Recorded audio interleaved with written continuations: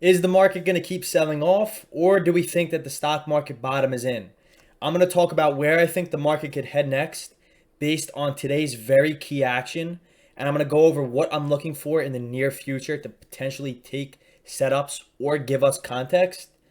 And then I'm also going to talk about the market's previous context, along with how we've been previously trading, how we could have bought the dip today at the demand zones. And then I'm going to talk about one scalp that I took that I'm not very happy with, and other potential trading scenarios and trades that members took in my Discord community. Before we get into it, all I ask is if you haven't already followed me on Instagram at Ameritrade, I recommend following it. I post daily trading recaps on here, along with very good trading tips and tricks. The link is in the description below to follow it. But now let's get right into this recap. The market yesterday sold off very aggressive, and overnight we were selling off, obviously, on that Ukraine and Russia news. Everybody woke up in a panic. And one of my biggest quotes, or my biggest ideas about the market, is when other people are selling, I look to where I could buy. And when other people are buying, I look where I could sell. I gain from other people's fear. I get gain from other people's panic. And where other people are in the most pain, that's where there is the most profit in the market. It's a zero-sum game. When people are selling, other people are buying. When people are losing, other people are winning.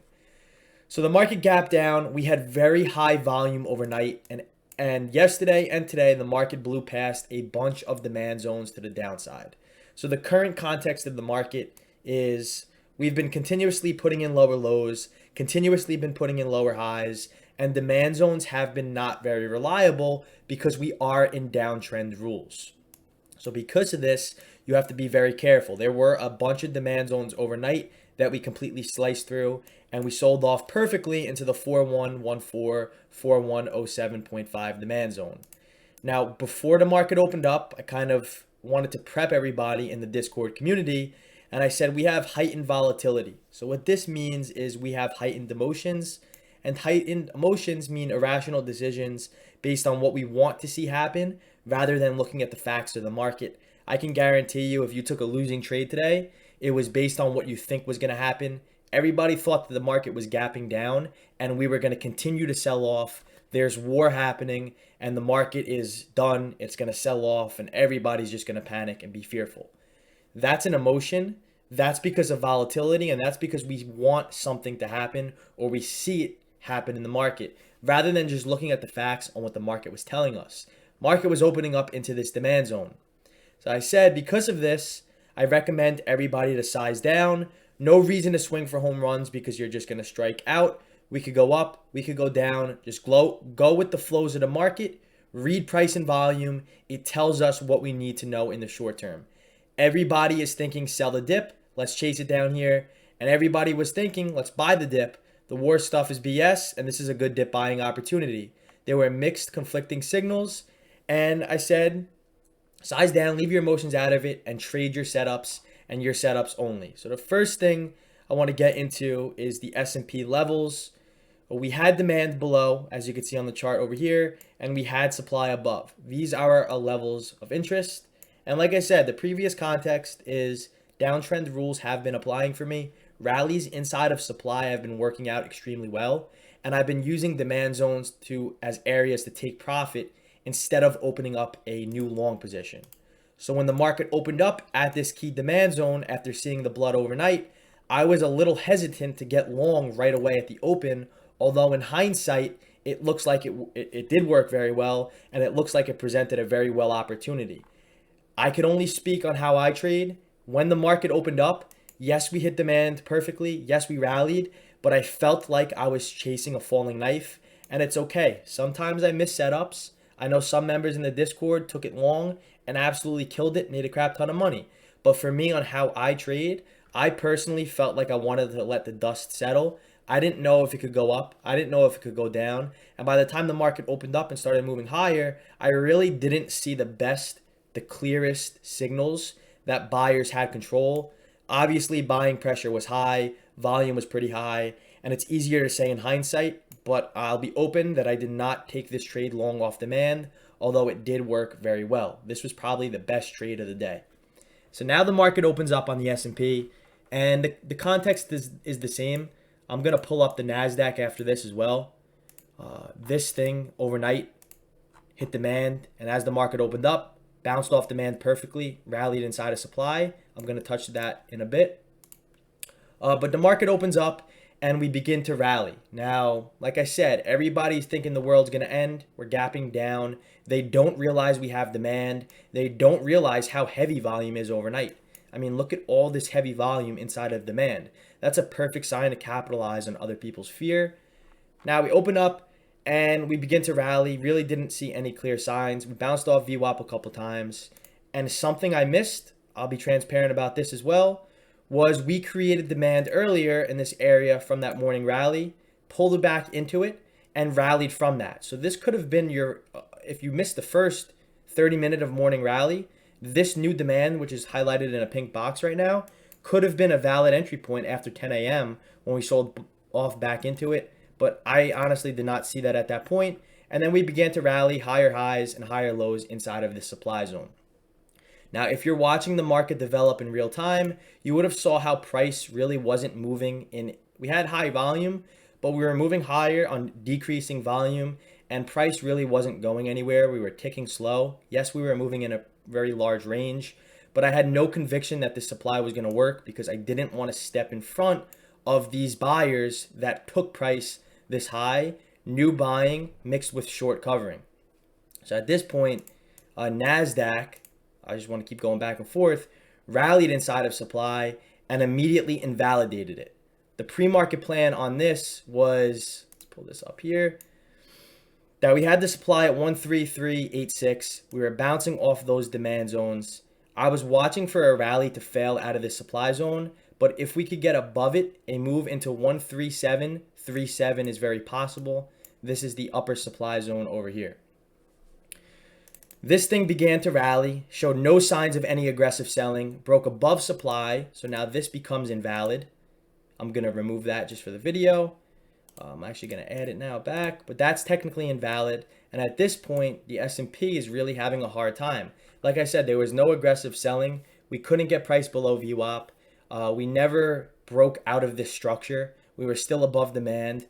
And honestly, the trade that I took, which was against my rules, I'm not very proud to say it because I definitely felt like my emotions were through the roof today again, was I took a scalp at 12.06 when the market looked like this. We put in a lower high at supply. I was risking the previous high. My risk was about 7 or so points to potentially make a break down out of this trend into VWAP, make about 25 or 26 points out of that. So I took a scalp here. I'm playing short. And we got a quick push down, and at 12.16, I exited my full position when we broke below this low just to protect myself. It was a good exit because I had no reason to play it to the downside. No signs of selling pressure. This was an attempt that sellers were trying to form supply up here at the highs. This was an attempt on higher time frames, indicating weak sellers. And this was actually what we thought to be a drop to the downside, was buyers leveraging into a larger position for a move higher. This consolidation, this flag, could have provided another entry point to get long, speculating that new demand was going to form. The only problem that I had with this was the White House and Biden was speaking, which caused for this volatility to start increasing. And then we got that quick push above supply, missed the upper supply by about 40 or so points. But in this area, I consider the market to be kind of playing games where it's moving up, it's moving down, and this is where our emotions go through the roof. If you do not trade off of a solid system that you know works for you, and you're trading just because you think something's going to happen, you are going to lose every time.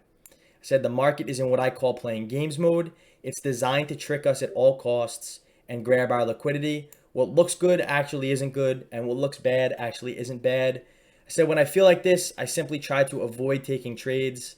I've taken plenty of losses when I first started trading from not being patient, and I've been faked out way too many times to know when the market is primed to fake us out. So I do everything to avoid that.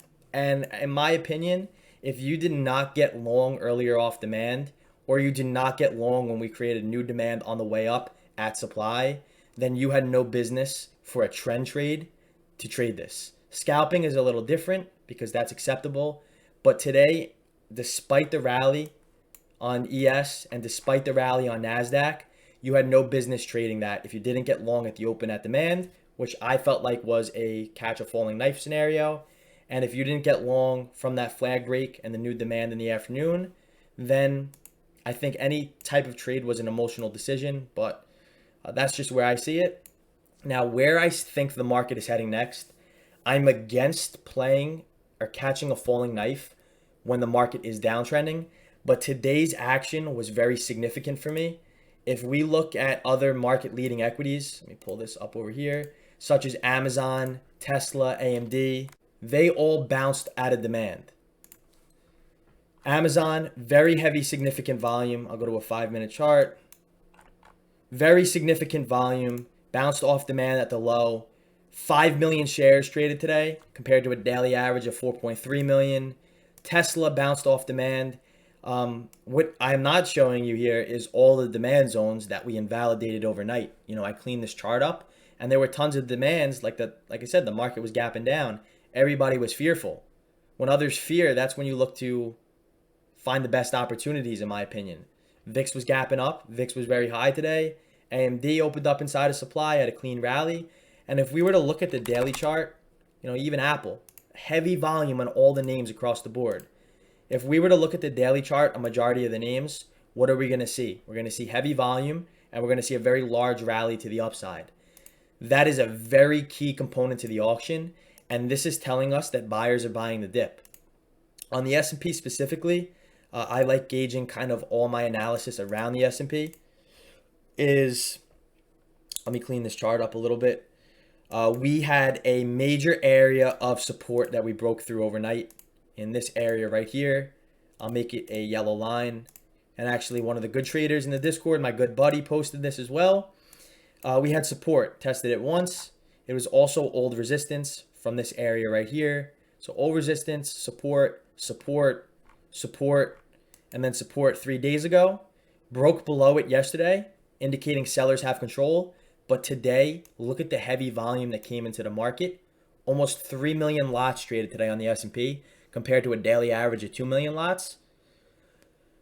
Finally closed above that 4260, 4261 area after buying the dip. Heavy volume, strong green candle, nice lower wick, other equities leading the way. It was, in my opinion, a very good dip buying opportunity and some nice action intraday that we have not seen in a while.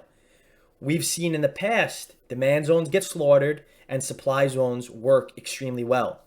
Today now is kind of like the flip of the switch. I went over this with members in the webinar we did, that there's going to be a transition period that the market might start transitioning to start seeing different context.